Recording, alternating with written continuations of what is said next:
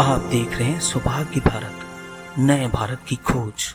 बुधवार को पूर्व आईपीएस राजीव रंजन सिंह ने भी भाजपा से इस्तीफा दे दिया। पूर्व आईपीएस ने भाजपा पर परिवारवाद जैसे कई गंभीर आरोप भी लगाए हैं। झारखंड के मुख्यमंत्री हेमंत सोरेन पहुंचे चाईबासा, जहां उन्होंने चाईबासा विधानसभा से झारखंड मुक्ति मोर्चा के प्रत्याशी दीपक बिरुवा के पक्ष में वोट डालने के लिए लोगों से अपील की। बन्ना गुप्ता ने जमशेदपुर पश्चिम से चुनाव लड़ने की घोषणा, सज्जू राय को बताया बीजेपी के लिए चुनौती। धनबाद बोकारो चेकनाका पर कार से मिले लगभग 72 लाख, आईटी की टीम कर रही जांच पड़ताल। जमशेदपुर 23 अक्टूबर को भाजपा से बागी तेवर अख्तियार कर शिव शंकर सिंह ने निर्दलीय प्रत्याशी के तौर पर धालभूम अनुमंडल पदाधिकारी कार्यालय में अपना नामांकन किया।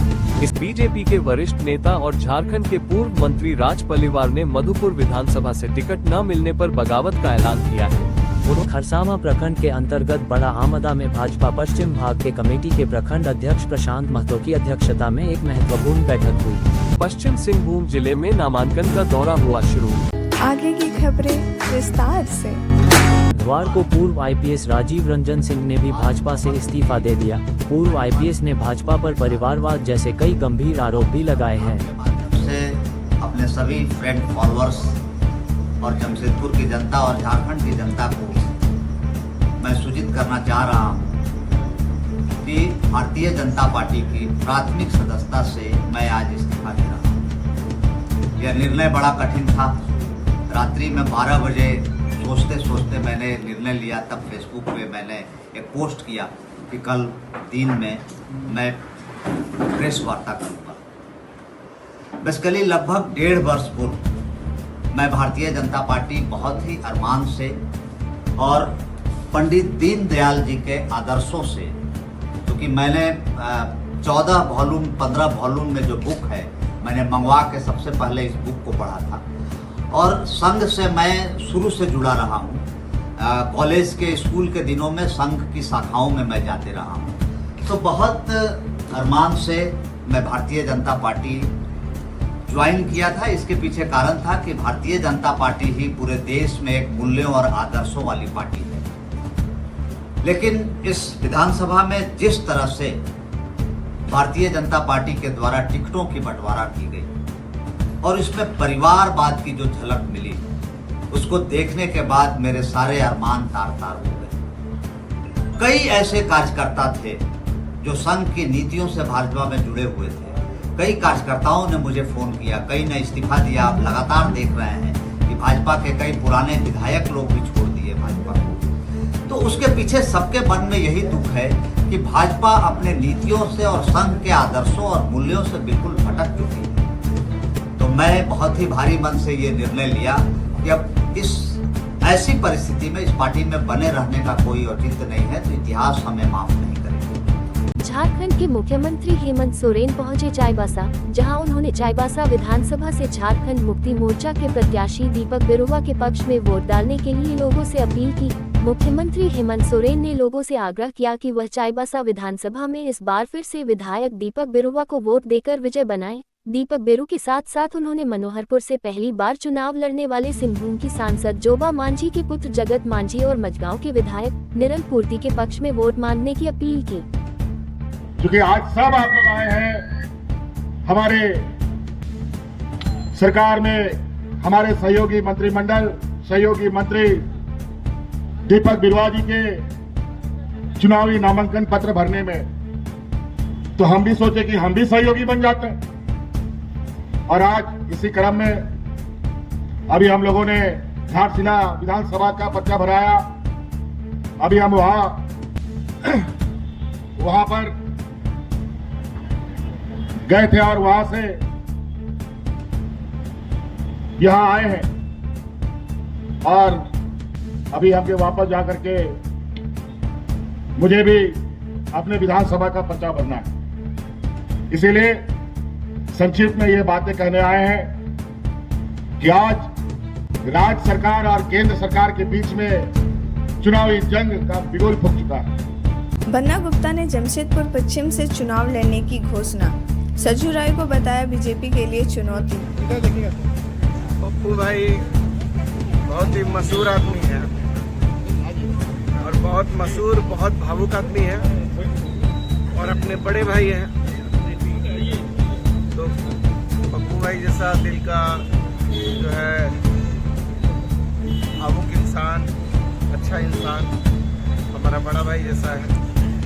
तो रुक गए थोड़ा, पप्पू भाई से पुराने रिश्ते हैं, इसलिए रुके कि थोड़ा चुनाव के माहौल में भी संबंधों की प्रासंगिकता बड़ी होती है, इसलिए रुक के पप्पू भाई से मिल लिए। हम मिले हैं तो पप्पू भाई थोड़ा कुछ खिला भी दिए, भाई है बड़ा, इसीलिए। सर क्या अब तो माहौल गर्म होते जा रहा है, क्या पश्चिम में तो देखिए पश्चिम में कोई चुनौती वगैरह नहीं है।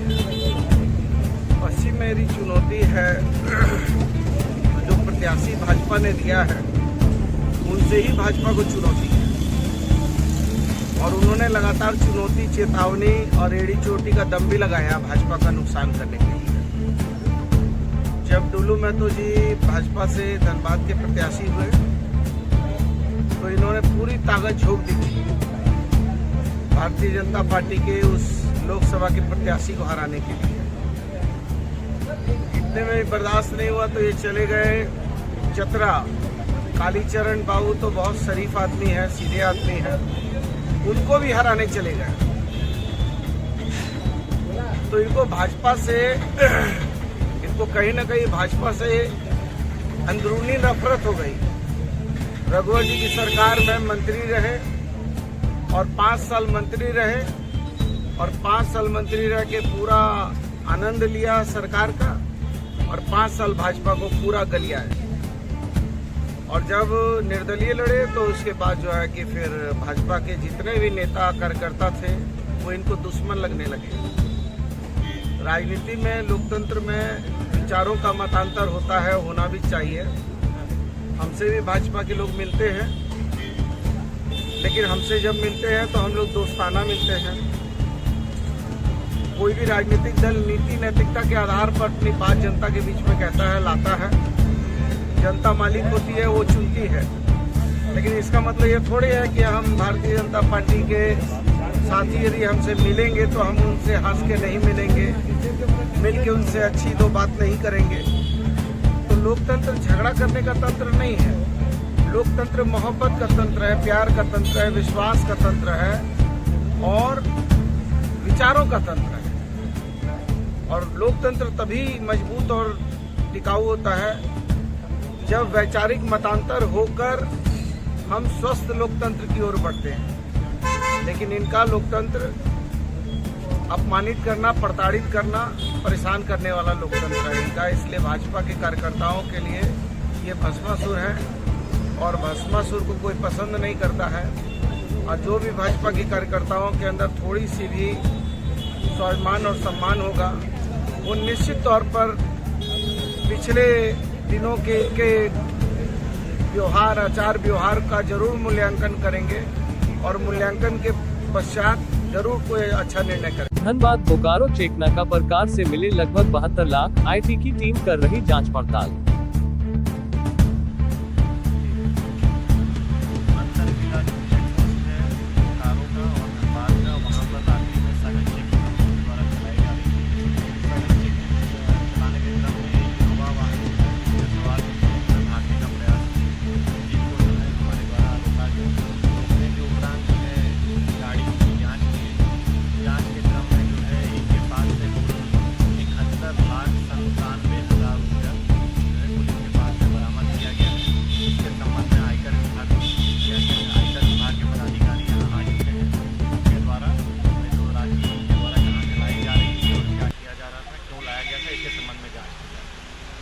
और ये लोग हैं कहाँ के और क्या है? अभी कुछ लोग इसमें धनबाद के रहने वाले हैं। इनका कहना है कि ये रांची से पैसा लेकर के आ रहे हैं। इन सभी बिंदुओं पे भी जांच की जाएगी। क्या ये आशंका लग रहा है कि चुनाव से संबंधित ये कैश का इस संबंध में आयकर विभाग की जांच चलेगी। जमशेदपुर 23 अक्टूबर को भाजपा से बागी तेवर अख्तियार कर शिव शंकर सिंह ने निर्दलीय प्रत्याशी के तौर पर धालभूम अनुमंडल पदाधिकारी कार्यालय में अपना नामांकन किया। इसे लेकर पूरे जोशों के साथ भारी संख्या में काफिला लेकर उपायुक्त कार्यालय के समीप पहुंचे। इस दौरान पूरे रास्ते भर काफिले पर फूलों की बरसात भी की जा रही थी। उपायुक्त कार्यालय के समीप बने बैरिकेडिंग के बाद 5 सदस्यों के साथ शिव शंकर सिंह एसडीओ कार्यालय पहुंचे, जहां उन्हें कानूनी प्रक्रिया पूरी कर अपने नामांकन को भरा। सबसे पहले तो आपके चैनलों के माध्यम से मैं अपने पूरे पूर्वी क्षेत्र के जनता जनार्दन को मैं आभार व्यक्त करना सकता हूं, दिल से आभार व्यक्त करना चाहता हूं कि आपके कारण से आज का जो प्रथम जो कार्यक्रम था चुनाव का नॉमिनेशन कार्यक्रम जो था, बहुत ही बृहद रूप में आपने सफल किया। इसके लिए मैं अपनी ओर से आभार व्यक्त करता हूं। दूसरी बड़ी बात है कि मैं क्यों भारतीय जनता पार्टी को छोड़ के किसी व्यक्ति विशेष के विरोध में आया हूं। आज भी हमारे कुछ साथी पूछ रहे थे कि भारतीय जनता पार्टी का विरोध क्यों किया। पार्टी का विरोध नहीं है मित्रों, ये सिर्फ और सिर्फ विरोध है व्यक्ति विशेष का विरोध है, एक परिवार का विरोध है, एक व्यवस्था का विरोध है। पश्चिम सिंहभूम जिले में नामांकन का दौरा हुआ शुरू। आज जगन्नाथपुर विधानसभा से कांग्रेस के प्रत्याशी के रूप में सोनाराम सिंकू ने अपना नामांकन पत्र दाखिल कर दिया है। वहीं चाईबासा विधानसभा से झामुमो के प्रत्याशी दीपक बिरुवा और मनोहरपुर विधानसभा से झामुमो के प्रत्याशी जगत मांझी ने अपना नामांकन पत्र दाखिल किया है। बताते चले कि सिंहभूम में 13 नवंबर को मतदान की प्रक्रिया होनी है, जिसको लेकर विभिन्न राजनीतिक पार्टियों के प्रत्याशी चुनावी मैदान में खड़े हो गए हैं और जनता को लोक लुभावन भाषण देने में आ गए हैं। सभी प्रत्याशी अपने अपने पक्ष में वोट देने के लिए जनता से अपील कर रहे हैं। बताते चले कि जगन्नाथपुर से सोनाराम सिंकू के विपक्ष में भारतीय जनता पार्टी से पूर्व मुख्यमंत्री मधु कोड़ा की पत्नी गीता कोड़ा प्रत्याशी के रूप में खड़ी हो रही है। वहीं चाईबासा से झारखंड मुक्ति मोर्चा के विरोध में भारतीय जनता पार्टी से गीता बालमुच्चू चुनावी मैदान में खड़ी हो रही है। आप देख रहे हैं सौभाग्य भारत, नए भारत की खोज।